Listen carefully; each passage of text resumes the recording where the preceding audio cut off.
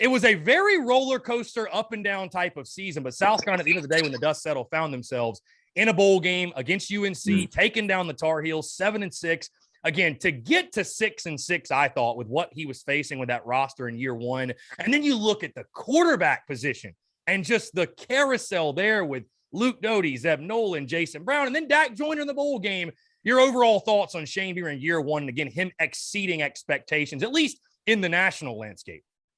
Yeah, again, being in the business and realizing, when you're a guy like Shane Beamer that inherits what he inherited and taking over what he took over that first season, I almost didn't even put a win number on it. I think me and you talked about this last year before the season. I wanted to see how they played. I wanted to see what type of identity they had. How clean were they? Did you have a bunch of procedure penalties? Was it unorganized on the sideline? Were guys playing hard regardless of the score? And I saw all those things. And, they overachieved, in my opinion, obviously going 7-6, having that, the big wins down the stretch. But I saw an identity. And identity and culture are people conflate the two. They have a lot of similarities, but they're a little bit different. You start with an identity and it builds your culture. And that's what I saw from South Carolina. And you were doing it with a roster that's not nearly equipped with the wheels on the cars that you're going to have now with Shane going forward. I mean, you've seen what he's been able to do in the transfer portal, obviously, which has made, the ability to flip a program. You can do it quicker. It's not easy. It's still going to take time, especially when you're sitting in a place where South Carolina is right now.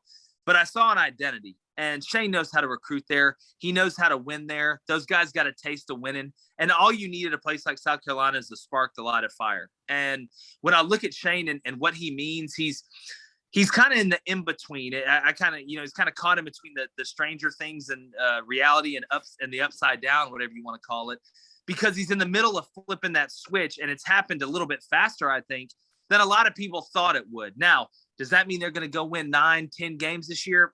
Probably unlikely.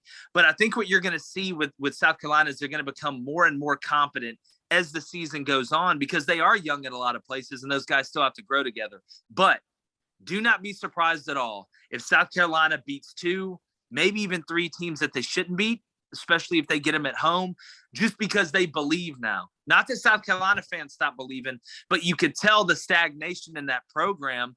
They stopped really believing that they had a chance. Not that they wouldn't play hard, but when it comes winning time, you got to make winning plays. And I think that swag, it's funny. I was watching old clips of Sidney Rice make ball and catches and ball and plays. And I'm like, man, I remember when South Carolina, from a football standpoint, like, it was swaggy to go to South Carolina. Like, it came with a swag bag with it. I think Shane embraced that when Spurrier was there, because people don't realize Spurrier invented swag in the SEC. If you really think about it, go back and look who started bringing swag in first. It was Steve, and he brought that with him, even though he was older, to South Carolina.